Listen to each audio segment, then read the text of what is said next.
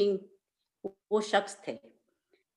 तो सबसे पहले mister Raj Singh will talk about him, so just listen please.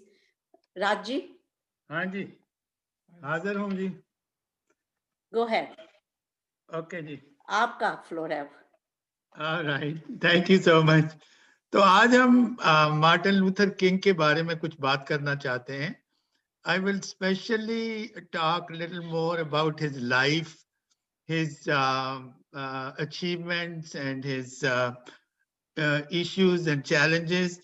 So let me start with that Martin Luther King jo the, he was his father was a Baptist minister, so he belonged to a religious family. तो mummy daddy जो थे उसकी थोड़ी आपको life की background बताता हूँ। He was born on January 15th, 1929.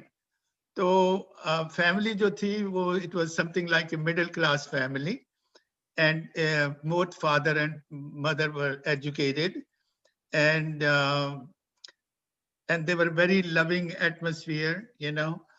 तो 1944 में उन्होंने at the age of 15 he joined college, और कॉलेज में पढ़ाई में बहुत अच्छे थे, और he went further and he finished his PhD, and his studies were religious studies.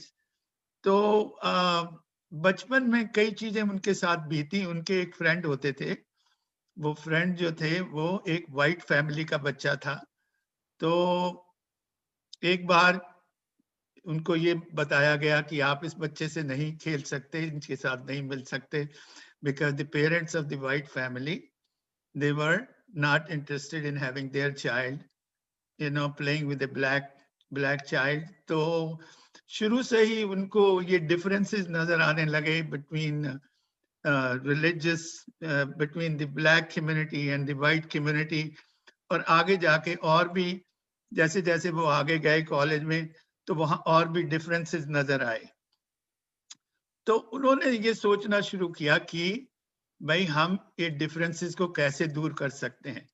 आप देखिए कि जब अब्राहम लिंकन के टाइम में जब civil rights for blacks were not given and they were just slaves, और उनको you could buy them, like जैसे आप एक घोड़ा या बैल को खरीदते हैं तो you could buy black people and you can make them work, and there were no laws, no limitations of what you can expect from them. So 100 years later, abhi bhi, I'm talking now 1950s, late 50s, बहुत सी limitation थी. Segregation was very common, and people could not go and do things the way white people were doing. तो किसी को experience भी हो सकता है, if you go in southern states जैसे हमारे अलाबामा, जॉर्जिया, वहां पे बहुत सी रिस्ट्रिक्शंस थी ब्लैक लोगों के ऊपर। I am talking in 1950s and 60s, कि रेस्टोरेंट में जाते हैं तो रेस्टोरेंट में वो बोलते हैं ये ब्लैक के खाने का एरिया है, ये वाइट का एरिया है। बाथरूम में जाते हैं, ये ब्लैक का बाथरूम है, ये वाइट का है। स्कूलों के अंदर भी ऐसी रिस्ट्रिक्शंस थी कि ये वाइट लोगों का स्कूल है और ये ब्लैक लोगों का स्कूल है। तो you know, there was not enough freedom for both of them, the black community to intermingle with the white community. ये बातें देख देख कर उनको बहुत दुख हो रहा था कि भाई we got freedom, but we still are in clutches and we cannot do whatever we want to do what white people can do. तो उनको इंटरेस्ट आया कि महात्मा गांधी की फिलॉसफी का, कि we will do demonstrations and without violence. So he read a lot about Mahatma Gandhi. Actually, he went to India in 1955 and met Jawaharlal Nehru. And he was very interested in finding out that how can we get more freedom without violence. So King started giving his own lectures in the community and making interested in getting people more involved and getting rights for Black people. Um, he had a lot of speeches and lot of demonstrations. And उसमें एक जो demonstration है उसकी जो बहुत famous है, it was called I Have a Dream. I don't know आप लोगों ने कभी सुना हो. तो उसने वो वाशिंगटन डीसी में लिंकन मेमोरियल के सामने ये स्पीच दी थी and there were about 200,000 people there. तो उसमें वो ड्रीम करता है कि एक दिन आएगा जैसे एक ब्लैक बच्चा और एक वाइट बच्चा दोनों बैठकर बेंच के ऊपर खाएंगे और आपस में खेलेंगे. So he explains the whole thing where the black community and white community would get together like brothers and sisters. तो वो जो उसकी स्पीच है बहुत फेमस स्पीच है. At that time, like there was so much excitement after that speech कि हमारे यहाँ बहुत सी डेमोन्स्ट्रेशन होनी शुरू हो गई. एंड उसके अंदर बहुत से राइट्स भी होने लगे. तो धीरे धीरे coming to the era of 1965, Vietnam war हो रही थी और उधर दूसरी तरफ एक डेमोन्स्ट्रेशन हो रहे थे. तो ऐसी ऐसी चीजों में बहुत ही टेंशन हो रही थी. I think I compare that little bit like today we have corona virus and we are also demonstrating black life matters.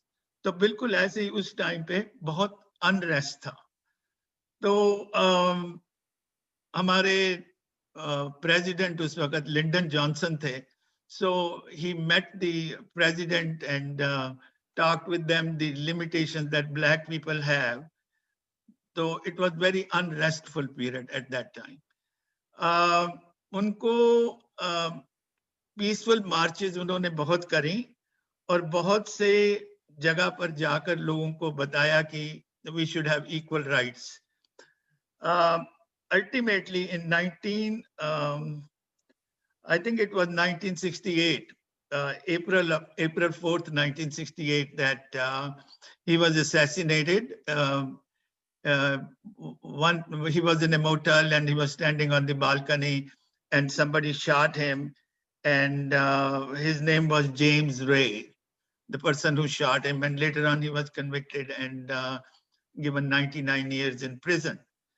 So ये तो उसकी छोटी सी कहानी हुई. But I just want to give you some personal feeling that I have behind this कि हम जो सीखते हैं हमने पेरेंट्स से सीखते हैं. We are a product of what we see and what we hear. तो अगर हमारे पेरेंट्स ये डिफरेंसेस समझते हैं, black and white, one religion from another, और we have differences in opinion that this man is a good man, this man is a bad man. तो वो हम अपने पेरेंट्स से सीखते हैं. और once it comes into a generation, it gets passed on to the next and next generation. तो ये एकदम वाइप ऑफ नहीं हो सकता है. Like considering what happened in 1861, 100 years later we are still have lot of problems and we will continue to have problem because it cannot be wiped off quickly. मैं कभी India में भी सोचता हूँ, like we have this caste system. तो कई जगह हम ये कहते हैं ये शेड्यूल कास्ट है, ये है, वो है. But think of it, every child is born and it is not the decision that child is making where I am getting born. Why are we differentiating with them? We should consider all human beings as same and go with an open mind. So that's my views on it. Okay. Thank you so much for letting me talk. Thank you so much. It was very enlightening to everybody. And we hope we are learning something every day. So that's what they say, whatever affects one directly affects all indirectly. So what you are saying, that's true. So our next guest is Tanya Agarwal. Tanya, are you there? Yes, hi. Okay, hi Tanya. She's gonna give us some quotes from Martin Luther King life, wherever she got it. I have no idea. So go ahead, Tanya. Okay, let me just screen share. Can everyone see the screen? Yeah, we can. Okay, great. So I just wanted to share some famous Martin Luther King Jr. quotes. And, obviously, most of his life was spent fighting racial inequality. But these quotes are things that we can use in all aspects of our life. Whether it's just, any kind of interactions that we have with other people. Martin Luther King's main thing was just always give people the benefit of the doubt, always use kindness as your biggest motivator. And so that's what most of these quotes are about. So I'm just going to share 5 of his most influential quotes that I think personally have impacted my life a lot. So the first one is, our lives begin to end the day we become silent about things that matter. And really what this means is, if you're passionate about something, if you care about something, the most important thing to do is to speak up about it. And the second that you decide not to speak about it is when your life starts to lose meaning. And this goes for anything, obviously in injustice that we see in the public sphere, but also, if your friend hurts your feelings or something like that, it's very important to speak up about it and speak up for yourself, and always speak your truth so that all other people, so that you're having an impact on those around you. Second quote is, if you can't fly, then run. If you can't run, then walk. If you can't walk, then crawl, but by all means, keep moving. And I think sometimes if you have a really big setback in life or something really hurts you, it can be really easy to feel like the best course of action is to just give up. And what I take from this quote is that giving up is never the option. Even if something is really, really wrong, just keep moving. Even if you can't move at full speed, keep trying. Get up the next day and try again. And I think that that's really motivating, because it's true no matter what's going on in your life. Uh, darkness cannot darkness cannot drive out darkness. Only light can do that. There is a disturbance. There is some disturbance. Somebody please mute yourself. Done. Go ahead, Tanya. Okay. Am I on? Okay, yeah. Darkness cannot drive out darkness. Only light can do that. Hate cannot drive out hate. Only love can do that. And again, this quote is kind of, one of the main quotes is, it just says that no matter what someone throws at your way, give them love in return.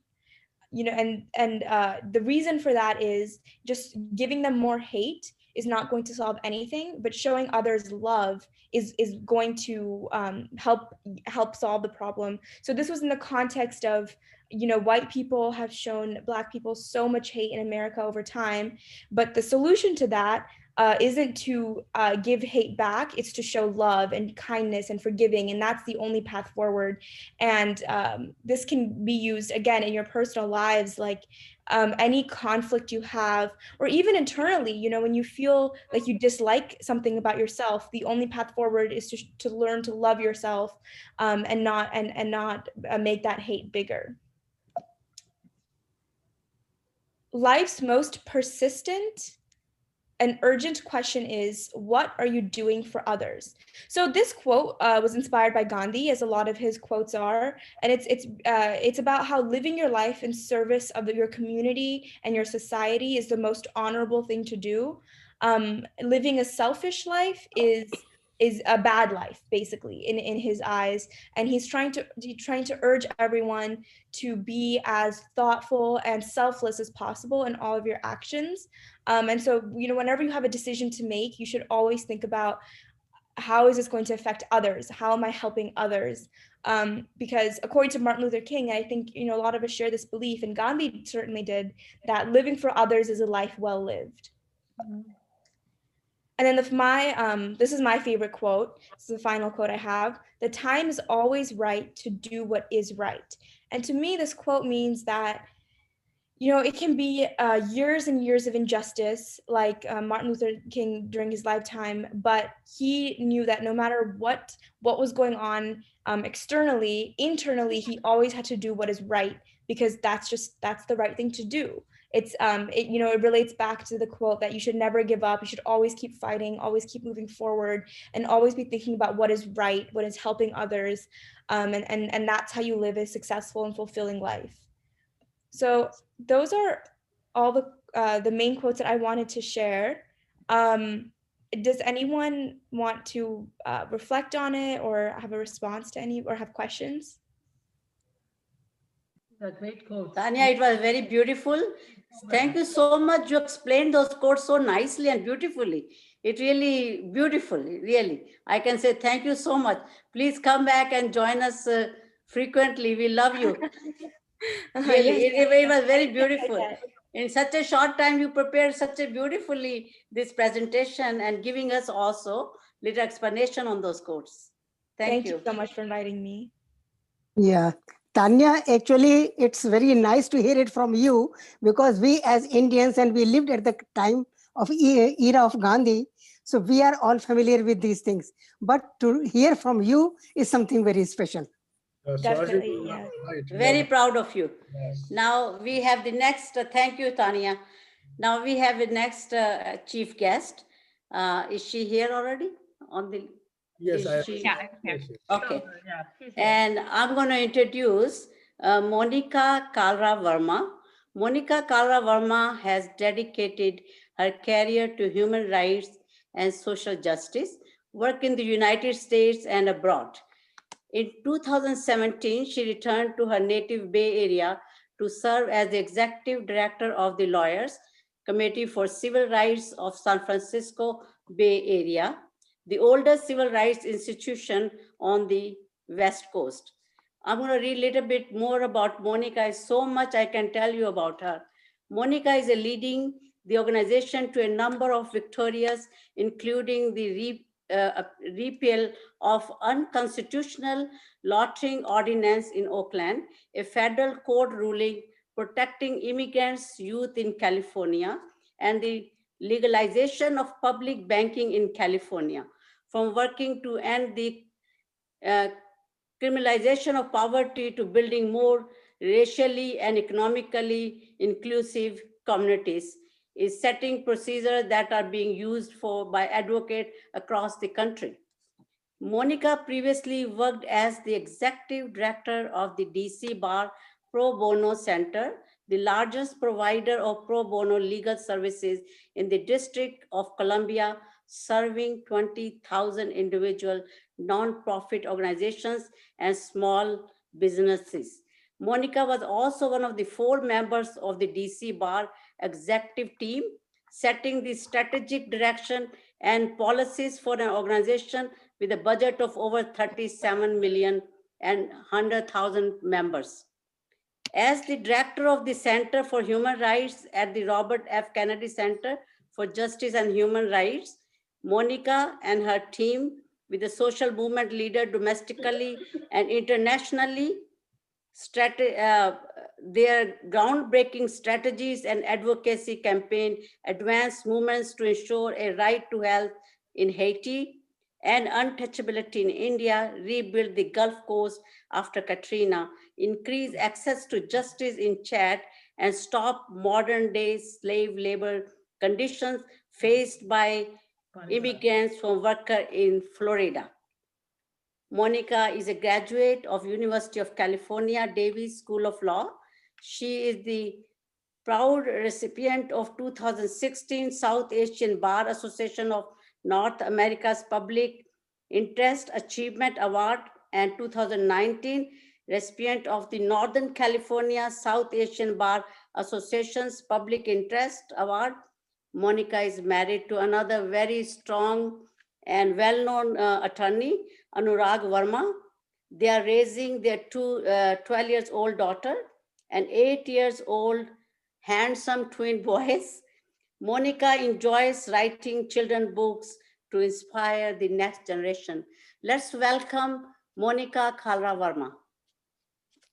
Hi, everyone. Thank you. The most important part of my bio I didn't include, which is I'm the daughter of Satya and Krishan Kalra. Everybody knows that. So it's so nice to, I wish we could be sitting in the same room, but it's so nice to see so many people. And I really appreciated hearing from Uncle and from Tanya and really setting the stage for today. I am here to talk a little bit about what all of this means today. Race in America today. We saw major events at the Capitol on January 6th, which were driven by a white power, white supremacy agenda. We have been watching what's been happening in our country since the murder of George Floyd. So I want to give a little context for that and talk about the work that's happening around the country and work that we each need to do to support those efforts. I loved what Uncle said in the beginning about just really, we teach the next generation, and we each have a responsibility to end racism in the country and in the communities that we live. I lead an organization that's was founded after Martin Luther King was killed and after Bobby Kennedy was killed. We were formed to bring private members, private lawyers into the civil rights movement with an idea that each of us had a role to play and serve. So today we have over 1,000 attorneys that work with us to volunteer their time, plus our own staff, which brings its own litigation and work. We focus on a few different areas. We focus on racism, on immigration, and on economic justice, really looking at a lot of what Martin Luther King talked about was that it's really easy to fight the law that says segregation is bad, or you shouldn't sit, you can integrate a lunch counter. But it's much harder to work towards equal education, the way that we look at people, and the ways in which opportunity is presented for members of the Black community in America. Before I get into that, let me just frame a little bit. I think a lot of the history was given today, so I don't want to repeat too much, but I think at its core, if you look at how Black community was brought into the United States as slaves, and an Uncle touched on this, they were treated as property. And that is really at the core of where our problems continue to be.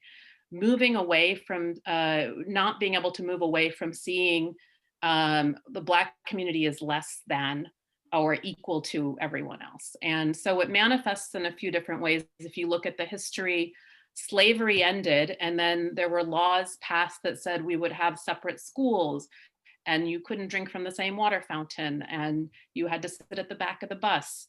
And then there was a Civil Rights Act, which tried to remove a lot of those laws. But in people's minds and in practice, the reality didn't really change.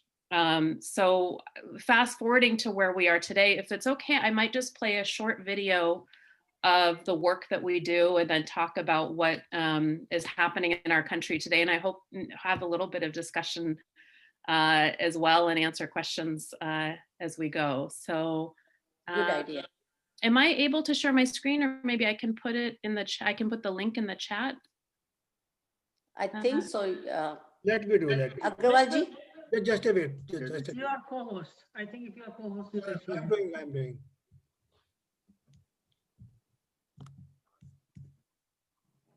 Yes, please. Okay.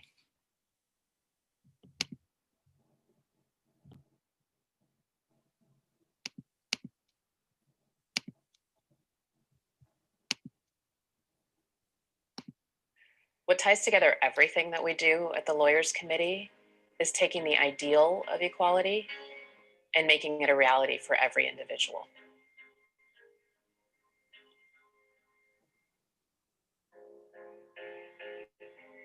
I realized that I wasn't the only one in this district, definitely not in the city, being treated unfairly. Thanks to the LCCR, I learned that there's stuff you can do about it.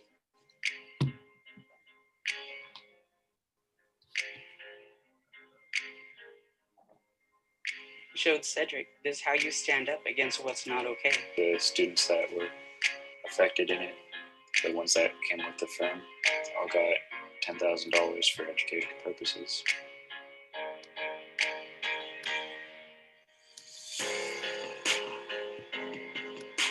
To stand up against injustice. is really empowering. I really want to help out other kids that are like me. Being the change maker, that feels pretty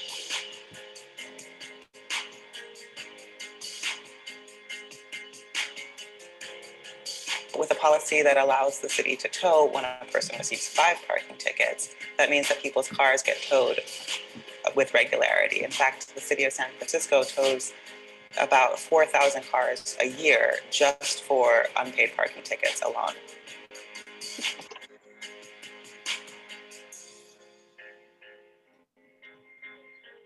For Mr. Coyote, he had parking tickets that he couldn't pay. He used his vehicle as a driver for Uber and different companies. And so without his car, he was effectively unemployed. We are litigating that case and won a return of his car through a preliminary injunction.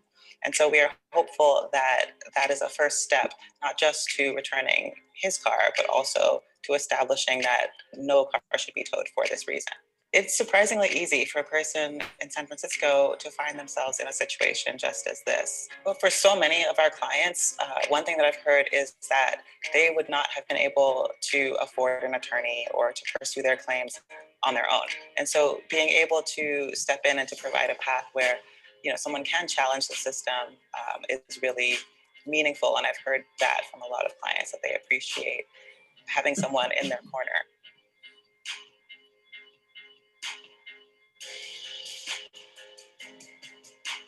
There was one incident where there was a homeless veteran, and he had gone to get lunch and didn't know that the Caltrans crews were coming. There was no notice. He had his walker at his campsite, and Caltrans crews picked it up and put it in directly into the trash compactor. One of our clients hasn't been able to visit with her children in many years. All she had of them were 2 pictures. Those pictures were taken in one of the suites by Caltrans and thrown in a trash compactor. And she has no sort of way of seeing their face again or being in contact.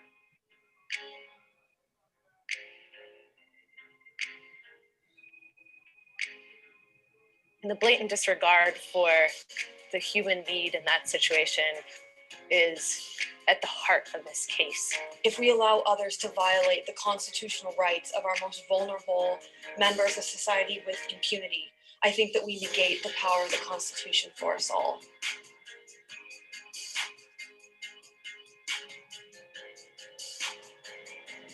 There's a growing national movement of advocates who are fighting the criminalization of poverty. And Lawyers Committee's been at the forefront of that movement.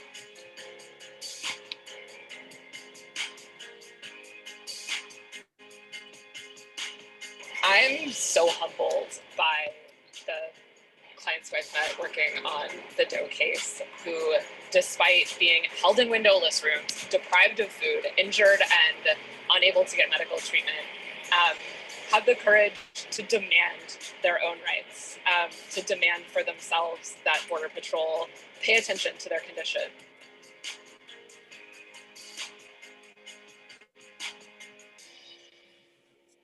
At the end of the day, we are going to impact 350,000 people's lives. Like, our class just keeps growing and growing and growing, and that's amazing. We are taking on the Department of Homeland Security. We are taking on an entire system that has been developed to intimidate and coerce and dehumanize immigrants who cross our borders. We could not do that without MoFo.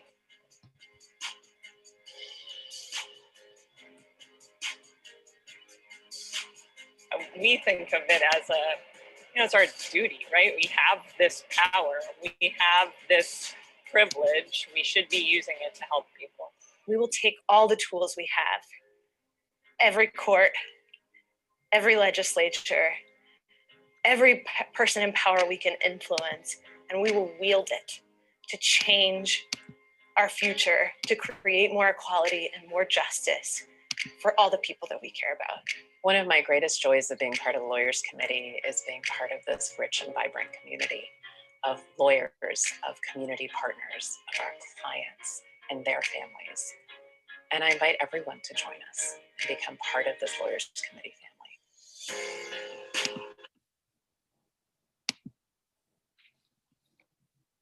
So I think if we go back to Dr. Martin Luther King and think about where we are as a country today, so much of what he fought for was to make sure that people are treated the same regardless of the color of their skin. And I think what we've seen this year more than in recent years, at least in the public eye, is really the ways in which that isn't happening.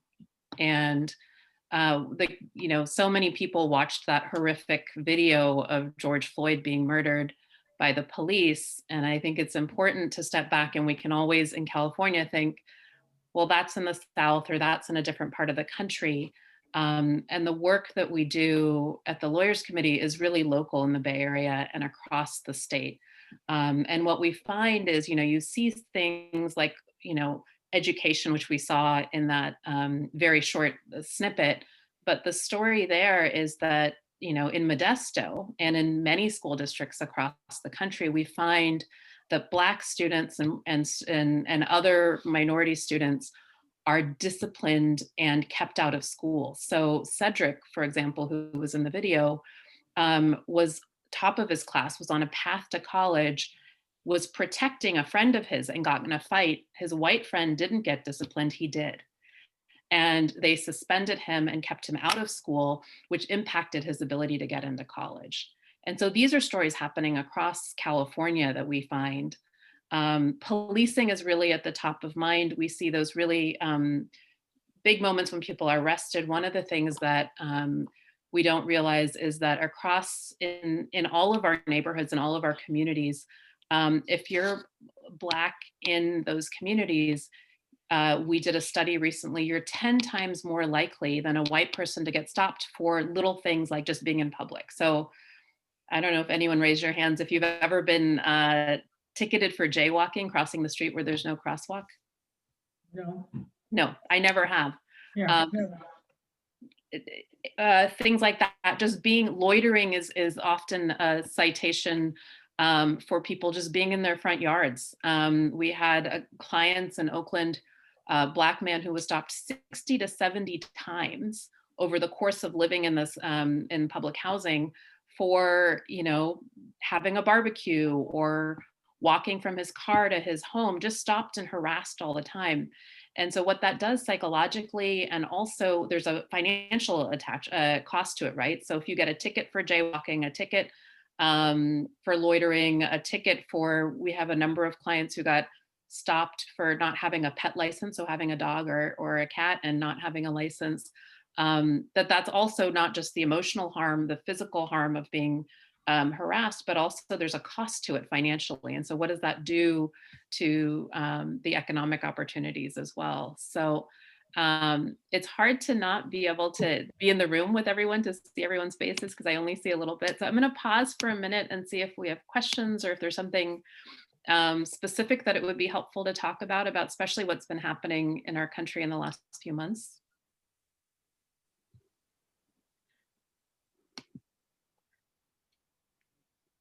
I have a question, Monica ji. Yeah. Can I ask a question? Not Yeah, a question. go ahead, Geeta ji. It's me, Ratna Murthy. Okay, go ahead. Okay. Ratna ji.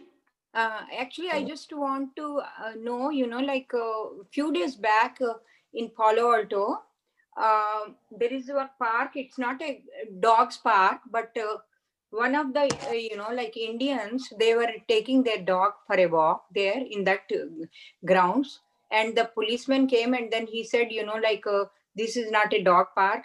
So please don't bring your dog here. Then she said, sorry. And then they left her. But immediately I was just walking only. And then still I was walking. And then I saw two white men came in the car. And then they were taking their 3 dogs, And then the policeman is still there. He's there only, but he ignored them. He ignored and then he just left. I was, like kind of, I got very angry actually in myself. I thought, why don't I go and then ask him, like, Why did you do like that? Because you are saying to Indian that don't bring the dog to the park, and then you are ignoring these people. But then I thought, why should I go and then, tell? Because this is not India, right? So that's why I kept quiet, but I felt very, bad about it, because still, do you think that still they are have this kind of mentality? The police, yeah, we found across the state that that a white person stopped far less, 10 times less than someone who's Black or of a different minority. So this is happening all across our own communities, as you said, just in Palo Alto. Oh. May I ask a question, please? Baljeet, may I have a question? Zarur. Hi, Monica. Go ahead. Hi, Auntie. Go ahead, Raji. How are you, darling? Monica, the problem is, I think it's one issue, of course, of training the police itself culturally or what have you. But we just had an incident where somebody on Nextdoor posted that this family had put up a swastika on their, whatever, the front door or what have you. And the nation ended up responding that, hey, just a minute, it may not be anti-Semitic, but it's probably a Hindu family. So what is your group doing to work both ways? Not just, I mean, we know what the problem is. How are we attacking it so that we train both parties, the enforcers of the law and the perpetrators of the crime itself? So how do we bridge that gap? Well, and be a little bit more specific, because that example is a little, that isn't something that would, necessarily come to mind. That's an important training for the community. But you mean in terms of, the challenge that we find with the police and the work that we do is that the police is, one, their response is always to police instead of solving it. So if you have a homeless person or someone with mental health issues, they have one response. And so a lot of what we're doing is training the police to bring in other people to respond in more humane ways. But in terms of the clients that we're seeing, they're getting harassed. It's not that they're really breaking the law. They're getting stopped more than the average, than a white person would be. So. Right. So the question, Monica, is that it's more of a police culture more than anything else. Is that correct? Yes. So, a Black policeman will do the same, correct? In addition to the color issue, but a Black policeman will also get his gun out before getting a baton or trying to dissipate the problem, that sort of de-accelerate the situation or whatever. So isn't that more of the police culture itself in this country versus, say, in Europe and others where they don't even carry a gun? Exactly. And so a lot of you will have heard in the Black Lives Matter movement, a lot of controversy around this idea of what they call defunding the police. It's actually about reallocating resources in a more humane way. So rather, and quite frankly, a lot of the police don't want to be the first ones to respond to a domestic violence situation or, someone who's mentally ill on the side of the road in San Francisco or a homeless person, but they don't have the resources to do that or the understanding of how to do that. And so there's a lot of work that's being done across the country to move money from the police department, put it into social workers or into mental health workers so that your response doesn't have to be a traditional policing response. But who would triage that? There'll be different ways to do it. They're testing it in different places. In San Francisco, we had a press release press conference just this morning, working to have mental health being the mental health hotline. They'll work with the police. They'll work with the police, but the police should know that actually we're not needed here. There's a mental health service that's available, or social workers that are available to come in, or they show up in ways together. That sounds great. We're so proud of you, of the work you're doing. Thank you. Thanks, Auntie. Anybody else have a question? So Monica, I have a question. You are writing children's book, right? I have written Have you some children's. published any of those books? I have not. I actually. Really, we need people to write. I've written They actually. say you are enjoy writing. Yeah, I enjoy love it. writing children's books. I love it. I have a few. I just haven't Okay. had the time or energy to put into trying to get them published. So I need to do that. That's on the list. Okay. Anybody else wants to ask question? Others, I will ask another question. Okay, as a Indian community, how we can participate in this right now, what is happening, Black Lives Matters, you know? And then some people were saying all lives matter. There's a difference between saying all lives matter or Black Lives Matter. We know we say all lives matter, but here we are talking about Black Lives Matter because they are the one who have suffered more than, maybe Indians have not suffered that much because of our social background, because financially most of the Indians don't live in those neighborhoods. So how we can contribute back to the society, so we give the strength to the Black community? Well, I think the first step is always individual. So what Uncle started us with, talking about how we pass it on and how we are in community. And so, you know, the first thing I always say to people who say, okay, I didn't, and I'm telling you, I'm learning a lot too in my work and being in the Bay Area again after so long, of the many different ways in which we see racism and the way that the Black community is treated. The first question is, what is my bias? Where do I, what do I think of Black person, someone who's from the Mexican community? Where's the own work I have to do? So first we work on ourselves always. And I think Gandhiji said that too, you know, you have to do the internal work. Then it's really micro. Start with yourself. This conversation in this community, even just today, is really important. Having open conversations with each other. You know, what happens, you know, if your son or daughter marries someone who's not Indian or not, who is Black or of a different culture? How do you react? How does your community react? To have those tough conversations and see how you might be treating others in your community. Those small steps take a lot of work and make a huge difference, because our children and our families are watching that, right? Our next generation is watching that and how we are in our communities. Then to support the larger Black Lives Matter movement, I think, again, this is such a great forum to really educate yourselves on, you know, what are the housing, how are cities and communities, what's the history of housing in the Bay Area? Learn more about policing and different models of policing, like why are you stopped when you have your dog and the others are not, right? And start getting involved locally and having those conversations with your police departments, and also with the local organizations that work in your community.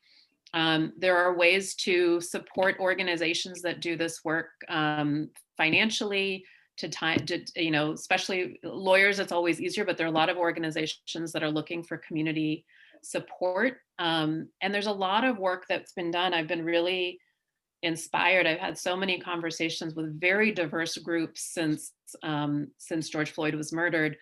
You know, I talked to a bunch of Apple engineers who said, we want to understand where we live and what racism looks like in the Bay Area, and then to provide resources and support to those organizations. And I think really the most important thing you can do to start with, though, is to really have those conversations.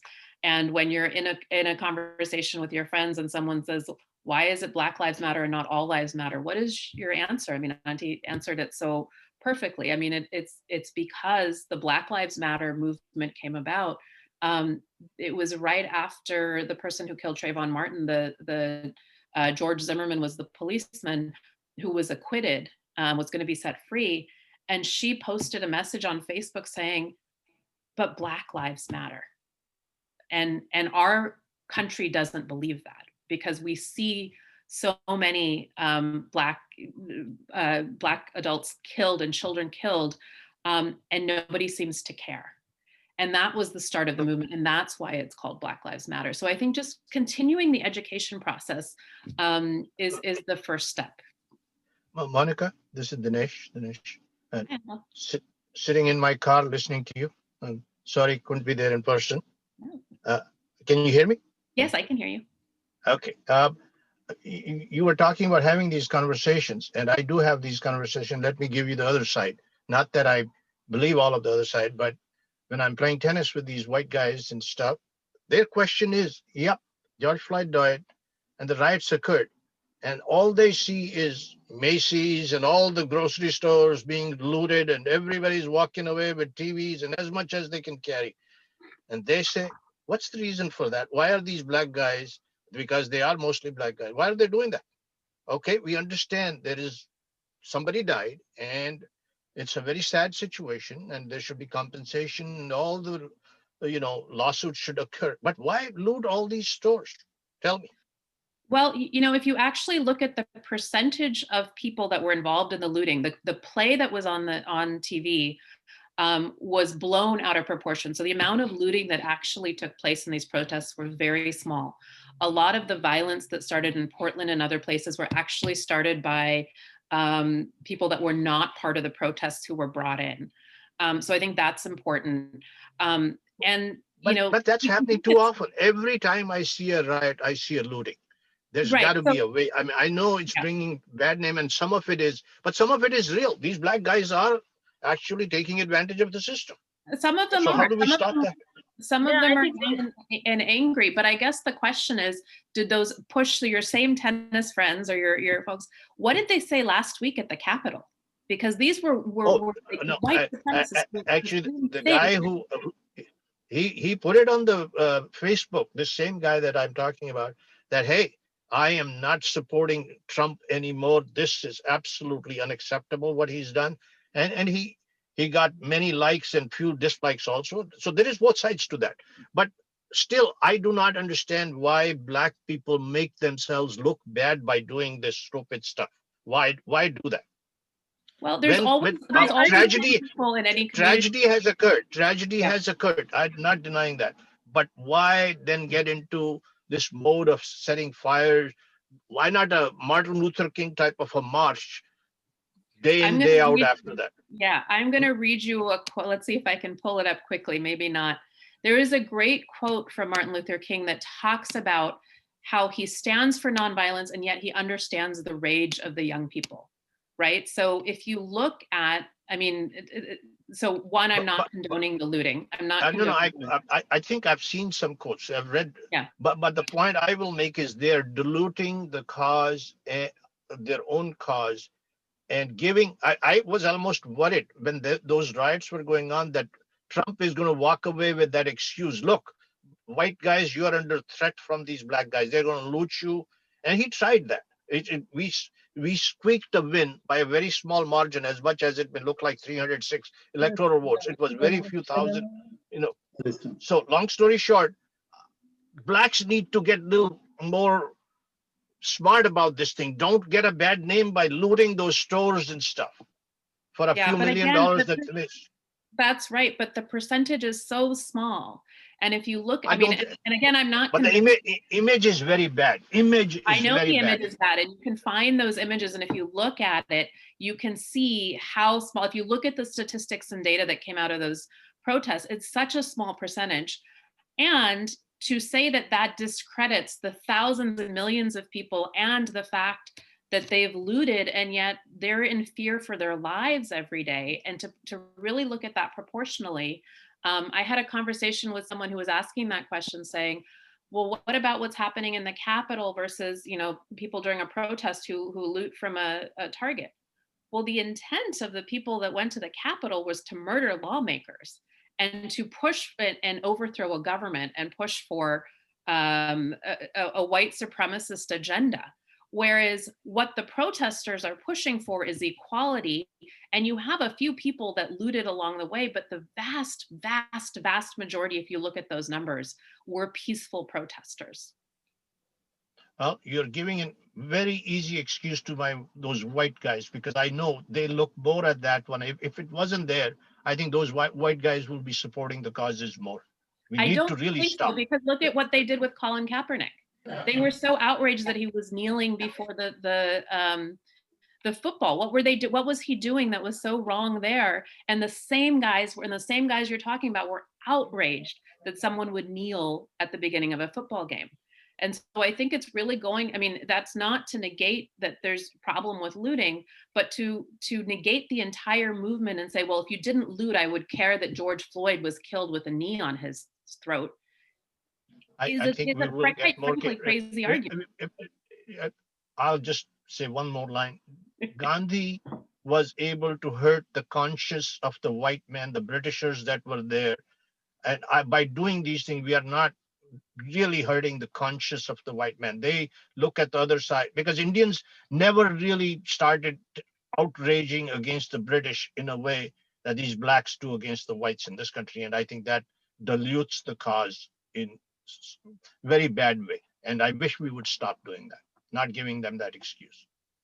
Well, that's enough. Enough said we'll from keep us. having this conversation, Uncle, offline. But I will just say,